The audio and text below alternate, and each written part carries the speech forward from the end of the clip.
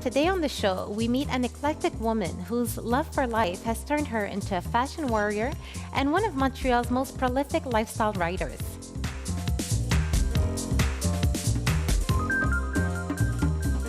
My name is Lolita Dandois. I'm a fashion journalist and founder of the blog fashioniseverywhere.com, and I'm passionate about life, love, people, and of course, fashion.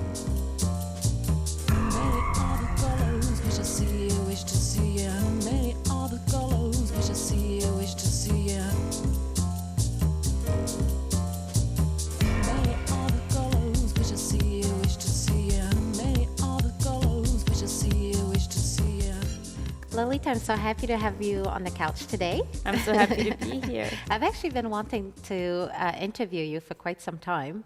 You have, it's just your fashion sense is so different from all the other fashion bloggers that I see out there and like on social media. So I always wanted to know what inspires you and your fashion sense. Oh my. I think that everything inspires me. I never thought of myself as having one particular style. Okay. I like to change a lot. And I also like to see what is done in other cultures. Mm-hmm. If I can say like one inspiration that is multi-inspirational would be other cultures. Okay. Like I love to see the sense of fashion and style like from Africa, from India, from South America, everything where is colorful. Mm-hmm. That really gives me a lot of inspiration. And I also like to look back in time. Okay. Because I think that some specific decades had such interesting fashion, like the 20s, Right. the 40s. And so I like to take all of that and try things. Right. And you also mix them. You'll mix the different cultures together, the different looks and patterns. So you're good at playing with all the different types of styles and mixing them together. Yeah, yeah. Well, the only reason I'm good at it is because I experiment. Okay. You know, some people say, oh, well, you know, I would never dare wearing this. I love it on you, but I would never try it. And I'm like, well, that's the thing. You have to try it. Right. And then you see it on you. And if it's not exactly what you like, then you can tweak it a little bit. Mm-hmm. And I always do that. And a good way of doing that when I want to try something new is, you know, I'll try it somewhere when I have an event where there's a specific dress code, a theme. Okay. When I go to festivals like Oshiaga, I think it's a good way, it's a good place to try new things. And then you can see how you can incorporate it in real life. In your daily wardrobe. Yeah. Okay. So that's the advice. Like if you want to try an interesting piece, attach it maybe to an event and then Yeah, I see think if that's a good way to do it, just because it feels like it's a place where you're more allowed to experiment and people will be less judgmental. Not that I think that we should care about what other things about your style, because there's a lot of things I wouldn't do if I thought that. But still, you know, we have to admit it. We are influenced by what other people think. Right. And there's actually, I'm happy that we're talking about that, because there's a movie that just came out yesterday, a documentary called Iris. Iris. Iris is Iris Apfel, and she's a 93-year-old style icon from New York.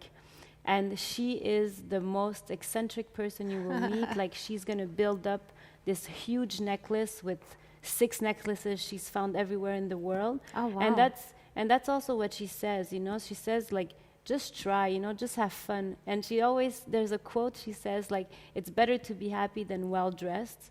So, you know, you shouldn't care about what others think, you know, just making yourself happy. Right. And I love that about her. She has this kind of a freedom that she doesn't care about. And once you stop caring about what other people think, it's easier to express I feel yourself. like you kind of have that.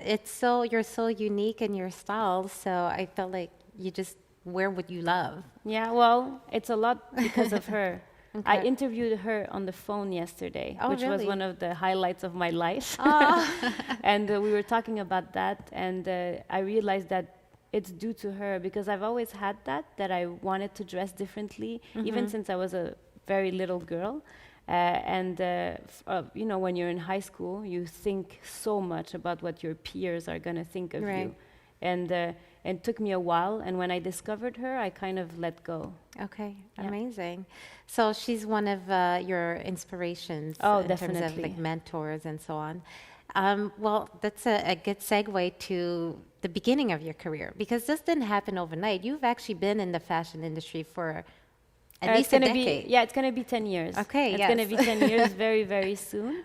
At the end of the year, it's gonna be 10 years, and well, I always wanted to work in fashion. Always, I decided that I wanted to be a fashion journalist. I can tell you exactly was when I was 14 years old. Oh, wow. I was in high school. I was watching Jeannie Becker on fashion television over and over and over again. I could watch the same episode so many times, and I always thought to myself, that's what I want, you know, Okay. because what she was doing was obviously reporting what we see on the runways, but not only that, she was also sitting down with the designers Okay. and sitting down with people that are as amazing as like Alexander McQueen and Yves Saint Laurent and getting to chat with them, you know, for over half an hour and get to know them.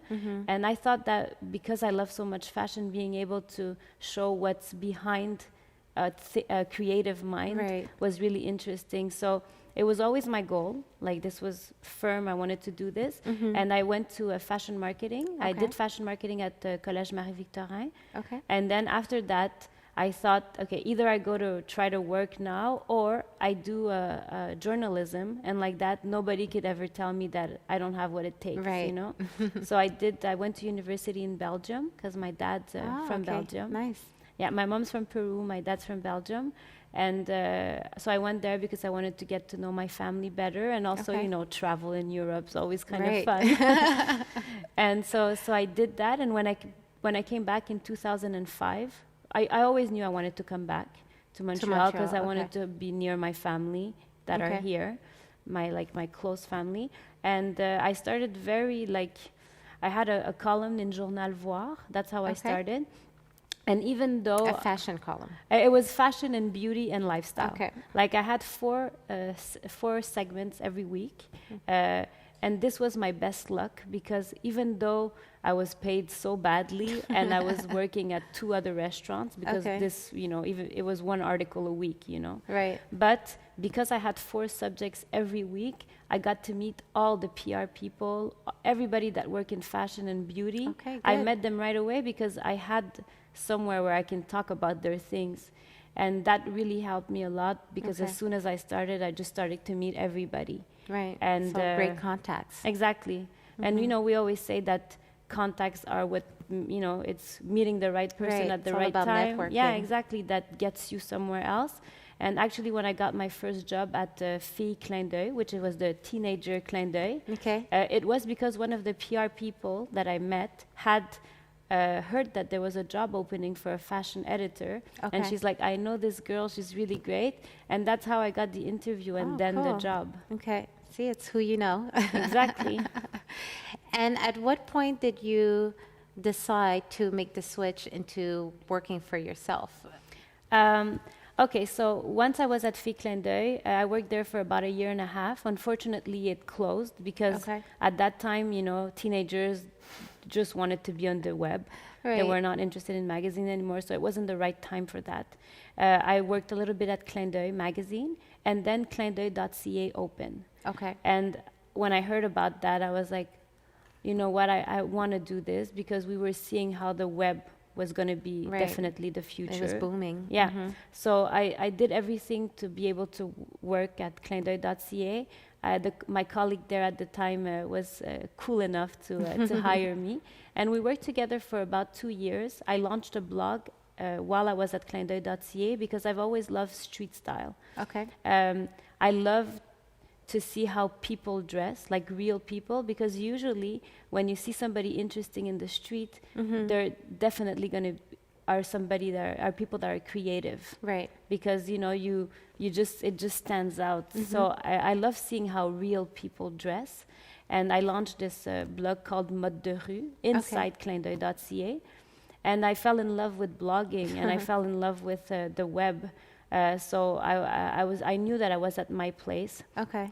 And I wanted to stay there, actually. I loved my job at clindeuil.ca. I was doing what I, kind What of you always wanted, dreamed to right. do.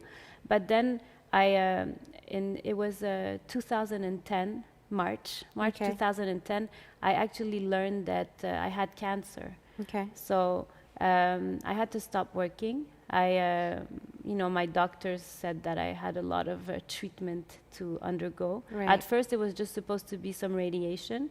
Oh, okay. But then, and I was like, okay, I can handle radiation. I can Right. still work. I can still get married because I was supposed to get married. But then they changed. They're like, we have to do chemo. We have to do all these things. Okay. It ended So- up being more invasive. Yeah, exactly. So I had to stop working. So Okay. I did, but I asked my boss if I could still do the street style blog. Because I'm like, there's no way I'm just stopping everything and like doing nothing. Right. So they said yes, thankfully, and I continued doing that, which From really home? helped me. Yeah, and I'm telling you specifically about the blog because this was the real turning point in the sense Okay. that I had won the previous year best fashion or beauty blog in Canada, Oh, nice. and I had reapplied for the next year. But once I found out that I was nominated, I was not doing well. I was, Okay. it was a very hard time in treatment. And I didn't want to go. I said to myself, no, I'm not going. I'm not going to go sick with no hair on my Right. head. And there's no way. And people didn't know what I was going through. I didn't say it. But Okay, so people didn't know, your family knew? yeah, or- my family and my coworkers that I had, Right. but I asked them to be discreet and I didn't want people to find out about it. Okay. So I never told anyone. And when I decided to finally go, I don't know what changed my mind. One day I was like, oh no, I should go. Right. I called the You're being den- nominated. Yeah, I don't know. Maybe it was a day that I was feeling better. So Right. and so I called Denis Gagnon, which is a Montreal designer, which is Yes. my favorite designer, and I asked him if I go to this nomination thing, would you dress me? And he's like, yeah, of course, come by. So I went to his atelier, tried on some dresses, and I had my wig at the time. Okay. And I had to take it off to be able to try his To try, stuff. right. And so he saw me, and he was like, you should stay like this. He Really? says, Did "You're- he know what you were going through? I had or- told him. I Okay. had told him, but I didn't even tell him about the hair thing. I just told him, this is happening. Okay. And when he realized that, he was like, okay, this wig is ugly, first of all. and like What you kind look- of wig was it? it was a short wig. I don't know if it was a short, it was short do, like reddish hair. Okay. And I thought it looked very natural, but maybe I wanted to say that to myself. And Right. people who really knew me knew that there was something, But Okay. I don't know, I wasn't thinking about it.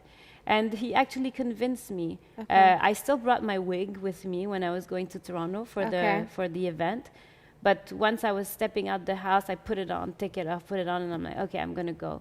And I did go this way, and that night I actually won the prize. Oh, nice. So when I got up to accept the prize, I decided, okay, this is the right moment to share what's going on. And the support of the room was so like Oh people my stood goodness. up. Oh, you're and- giving me goosebumps. Yeah, well, that's how I felt. People stood up, they applauded, and I felt like, okay, now people know what's going on. Right. And they're supporting me in this. So it changed everything. I could tell you that the next morning I was feeling better and I never felt depressed anymore starting Okay. that day. Okay. And that's when I started thinking about the blog. All of this big story to say that Right. that's when I started thinking It was that, a breakthrough. yeah, you know what? Like this disease thing wasn't stopping me from doing what I loved, and I could do it, still Right. do it well. And so I started thinking about the blog while I was in convalescence, and at one point I just decided to do it. To do it full Yeah. time. Yes. Okay, amazing. I'm assuming Denis Gagnon knows the story, and you must have called him the next day. And Yeah, told well, him. I didn't call him the next day, but he knows, and I've told him thanks many times. Right. That's so touching that he could be so honest as yeah. well with you. Yeah, you know? and I think that sometimes we are scared to say things because we are scared to hurt people. Right. And sometimes it's a good thing. But when you have somebody that you respect and trust their taste that tells you something like that, it makes you realize that sometimes it's great to have people who say Right. things as it is. Right. And then going through that whole experience, I Yeah. mean, for sure it shows you that life is short and it's fragile, and so you should really live it to the fullest. Yeah, well, that's what triggered the actual, or not trigger, but gave me the courage to do it, because I was happy with my job, as I was telling you. It was not about me being unhappy. Right. And it was really about exactly what you said. your parents always tell you life is fragile, and you're like you're 20 something, you're like, I'm invincible, nothing's gonna happen to me, you Right. know? I have plenty of time. Exactly. But then I realized that it's true. So, and there's so many things I wanted to do. This blog wasn't a blog at first in my mind. It was a Okay. magazine. One day I said to myself, I'm going to launch my own magazine. And I also loved doing TV and radio. And these was all things that I couldn't really do because I was working at a magazine and you can't really expand into other. Right. Today it's easier because everything, like we see multi-platforms and, Right. but at the time it wasn't yet. So I said, you know, if I'm gonna do it, I'm gonna do it now. And I wasn't as scared as much as for things like, you know, money, because that's the main reason people don't want to Right, go usually. into venture into a new business is because, you know, they're like, okay, I have a salary now. What's gonna happen after? Right. But The I didn't. insecurities Yeah, of it. but I didn't have these insecurities at all. Like Okay. I was like, I'll do it, and it turned out well. Okay. Well, kind of like your fashion sense, you're pretty daring, so I'm not surprised that you took that leap of faith.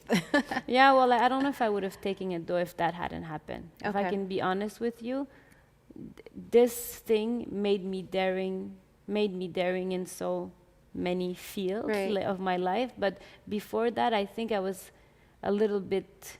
I always had great ideas, but I never had the courage to To actually do it. Yeah. Okay.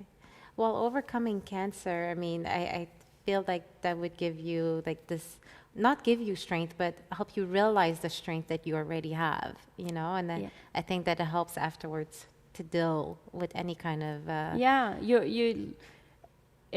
you're like taking words out of my mouth because it's exactly that. It makes you realize that you're stronger than you think.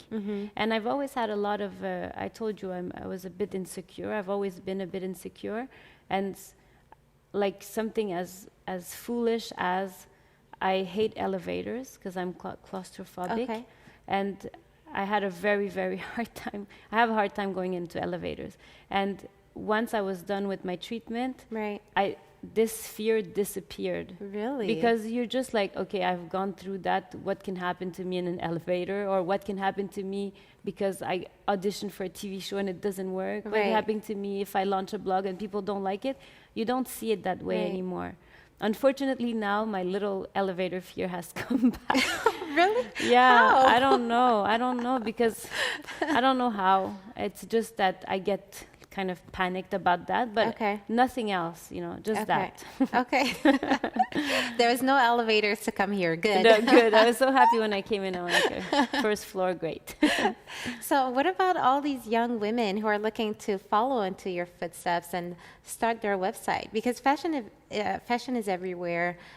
Started about what, 4 years ago? Yeah, it's This- going to be 4 years. 4 years, and it's doing well. And you know, there's a lot of bloggers that are out there now, and everyone is trying to stand out Yeah. somehow. What kind of advice would you give? Well, it's going to seem very cliche, but I would really say to be yourself because what makes us unique is who we are. You know, we're all different.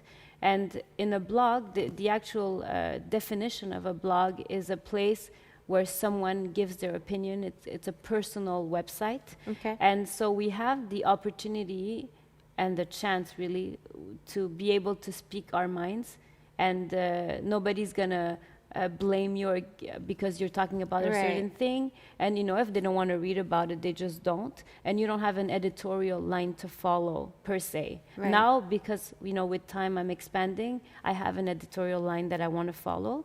But I mean, in the essence of a blog, you don't.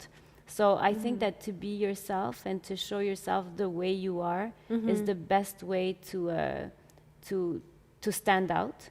And also, another advice that I would have is to really make sure that that fashion or whatever something else you're Right. blogging about is really your passion. Right. Because you're not going to make money with blogging right away, and Right, maybe it takes never, time. and maybe never. Like it That's depends, true. you know. And so you really have to love it. If for you blogging is like a you're chore. like, yeah, then don't do it. If you love it to the point, like I sometimes work all day, and come back home and I'm like, okay, I need something on the blog for tomorrow morning, and I'll write till 3 in the morning, or Oh, I'll do wow. some red carpet roundups, and sometimes I want to be the first one to have the red carpet roundup up, even before Clin d'œil or Elle or Lulu or Châtelaine. Right. And I actually don't go to sleep. I finish at 6 in the morning, post it, and then go to sleep a little bit. Okay. But why? Because it makes me happy That's to what do you it, love. and it makes me happy to think that even with a smaller website, I could be the first one to post something like that. Right. So, yeah. And working on your own compared to working for a magazine or Yeah. another company, it's given you more freedom as well Yeah. to be creative and write about the things that you care Yeah, about. exactly. As I was saying, we have the opportunity in a blog to write about what we love, and this is definitely, to me, the biggest advantage compared to working for a magazine, which as I was telling you, I loved my experience, but you always have to, consider the people that are advertising in your magazine. There's always some things to consider, and here, you have the freedom to talk about what you want. Okay. And you also have freedom in schedule, which to me Right. is means the world, to be able to, on a Monday morning, to go to a yoga class instead of working. Right. It's funny you say that. I was just saying that to my previous guest, the same thing.